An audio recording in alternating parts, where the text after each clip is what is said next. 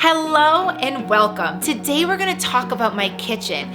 I want to go through all the things that I love and all the things that I don't love. And if you're doing a new kitchen remodel or a new home build, maybe you can avoid the mistakes I've made and implement the things that I've loved over the years.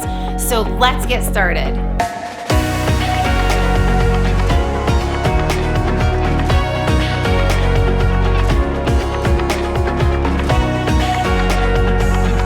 So let's start with the failed it.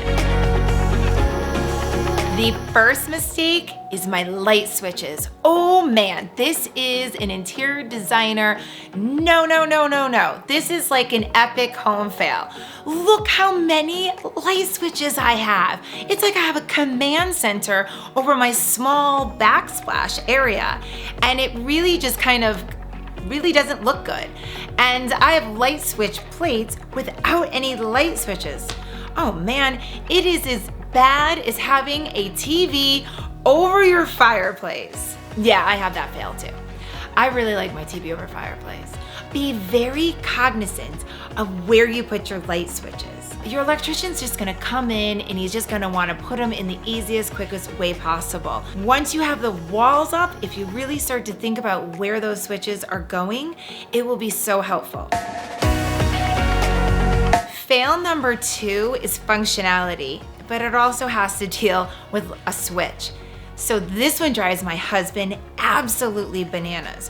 Where my sink is located, then there's my dishwasher, and then the garbage disposal is just beyond where we can't reach it. So you have to physically walk around the dishwasher to get the garbage disposal on. It is so annoying. I'm always like, hey, can you hit the button? Hey, can you turn the button off? Hey, can you hit the garbage disposal? I mean, it's bananas.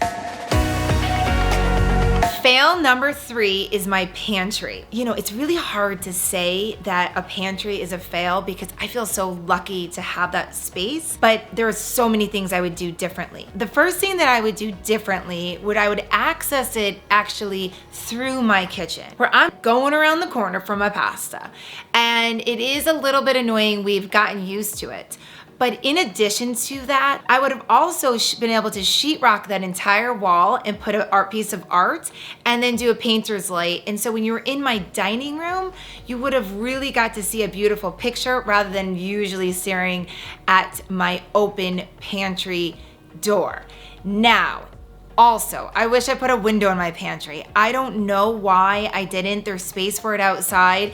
The natural light would have made it such a better space. It would have felt better. And I am in there in my candy jar a lot. The last and most important annoyance about my pantry is that it's not double-sided. So it is a single-sided pantry. And you can see by my pantry, I have a lot of empty shelves because I just live more of a minimalistic life. So I don't need this space. But what bothers me the most is that I directly walk into my vacuum cleaner. Now, could I move my vacuum cleaner into a different closet? Yes, but I vacuum a real lot because I like to vacuum. I like to just have access to my vacuum right away.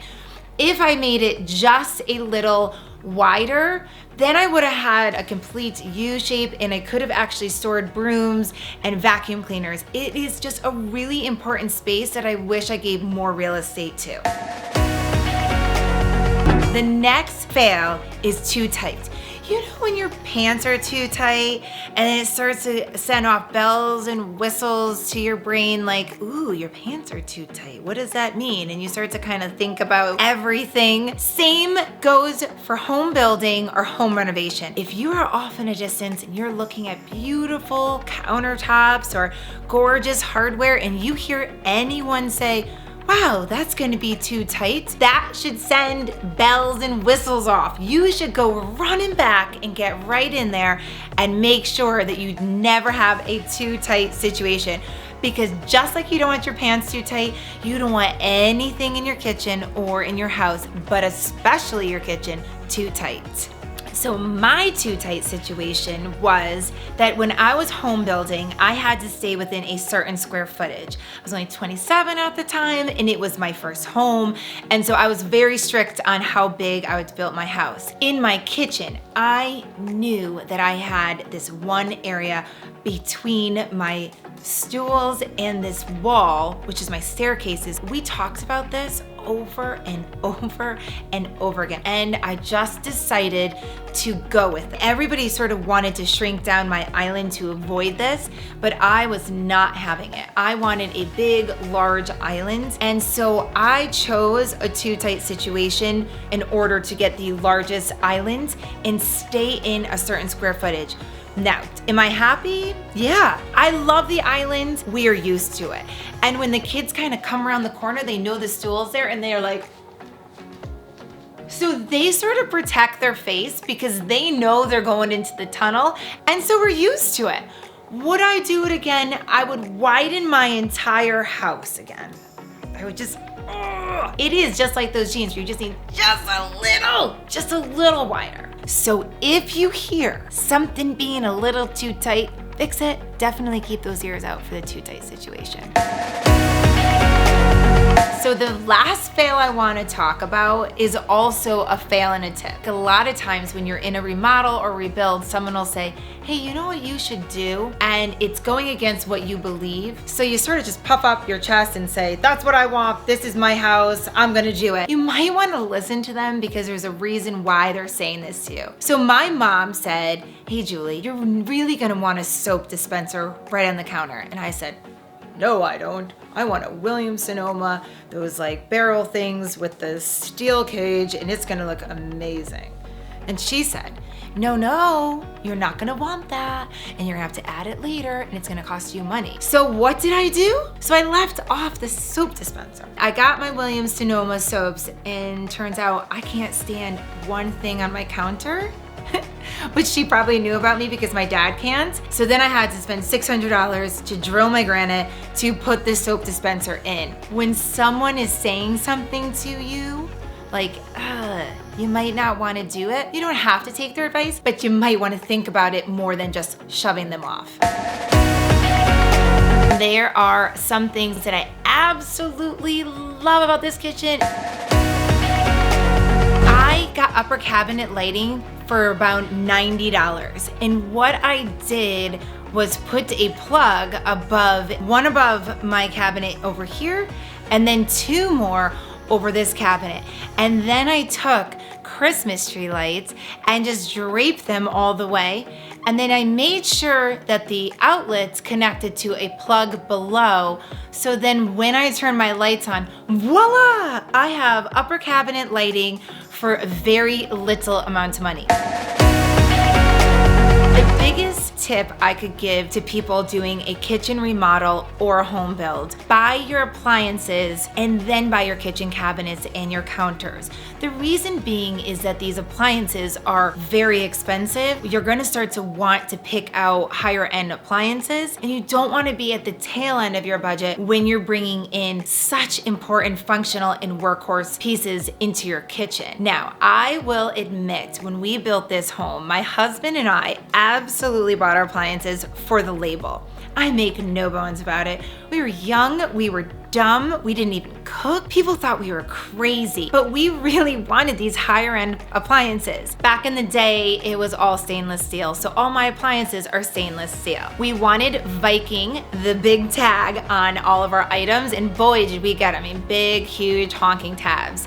Right now, I probably would do more panel ready items if I was to do my kitchen again, but I like my appliances and they really do give an elevation to my kitchen because they're higher end appliances. Now, is my fridge worth it? No, my fridge is absolutely for the looks because it's the lowest end Viking fridge and it doesn't have that seal that those really expensive ones do. So it doesn't make my food last any longer. So basically that's all show and no go. My microwave, however, is awesome. My oven is extremely powerful, but also very loud, and it irritates me. It's like, I have a Wolf cooktop. Is that worth it? My husband would say yes, and I would say nope, it's just an electric cooktop. I don't think I cook very well. My skills don't live up to my appliances.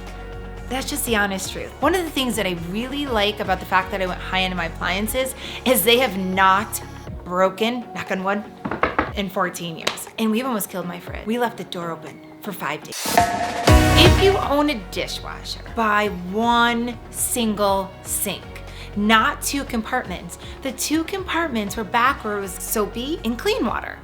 But if we're not washing our dishes by hand, you can have one large sink. In addition, I love how deep my sink is. So I'm kind of a neatnik and I can't stand anything on the counters. So when I put like that random glass in my sink, I don't see it when I'm walking around my kitchen. That is really important to me. I can also stack my entire pots and pans, my entire collection, now granted I don't have a lot, in the sink. And you can't see them. It's magic. Buy yourself a deep sink without the divider. Trust me, it will make your life so easy. Okay, this next tip is not a must. So if you just finished renovating your kitchen and this is a thorn in your side that I say this, don't even worry about this. This is a detail that adds to your kitchen, but is not necessary. But for me, I'm really glad I did. I have an open floor plan, so what I did was I finished off the ends of my kitchen cabinets. It just gave it an elevated look, and I know at the ends you could leave that off and you could save. And I know at the end when you're hemorrhaging money and you're so tired of making decisions and spending money, you might stop there. But if you have not done it and you thought, oh, should I add those? They just really elevate your kitchen and add so much detail. Now, I am in a colonial, and typically in a colonial, the dining room has a separation and then there's an eat-in kitchen. And I knew I wanted to open up those walls between the kitchen and the dining room to create an open feel. But what that was going to do was it was going to make the eat-in kitchen and the dining room very close together. And I didn't need all of that eating area. So what I actually ended up doing is using the pantry in the mudroom to push the kitchen into the center of the home. That also got rid of the slider between the living room and the kitchen, and I just put one door. If you do choose to push it down and you lose the slider, you might really think about getting a bigger kitchen window like I did, so you still don't lose the light, but you're only gonna have a single door in the kitchen. So this is the way that we were able to bring in an open floor plan in a colonial style home. Another thing that my father did to space plan me so perfectly, which I'd like to tell you as well, is he kept my grill very, very close to my kitchen. It is right outside my door. I grill all year long. This next point is not about design. This is about listening to you and what you want. 13, 14 years ago, big kitchen windows were not in. But I was very resolute in having a lot of windows in my home. I wanted a lot of natural light, and I knew that I wanted a massive kitchen window. And I took a lot of heat for it. Everybody talked to me about this window. They needed to center it. Then they wanted to sell me kitchen cabinets and would I have enough storage? And I just stuck to my gun. I am so thankful that I listened to what I wanted despite the fact that it was a challenge and got this window. I love looking out this window. Another point that I would like to make is that a kitchen cabinet person is very good at their craft in designing a kitchen, but they're not a designer. And what they want to do is sell you the most amount of cabinets in your space because that's how they make money. And when I do not fault them for that, but when I was doing my kitchen and I didn't want that many uppers, cabinets, everybody kept talking to me about I will lose storage and blah, blah, blah. Well, I was 27 years old and I didn't have anything. And I know myself that I was not a massive cook person. And so I knew I didn't want a lot of storage. Even now to this day, I have games and toys in my kitchen because I just don't own a lot of kitchen supplies because I'm not in the kitchen a lot and I don't really like to cook.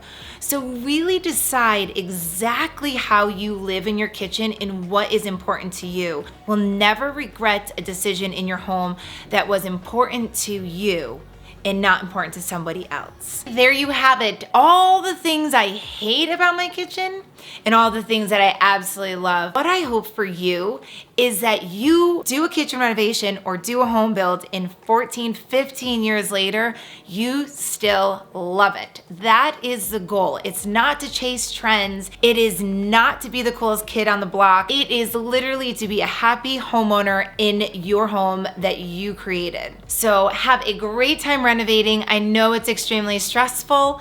I know that it's a lot of money and a lot of decisions and a lot of planning, and I know it makes people very nervous. But what you do need to remember about a home remodel is that even if you have mistakes, you will still be so happy for the changes that you're implementing. You will be very happy in this space. So thank you for watching, and I'll see you in the next video.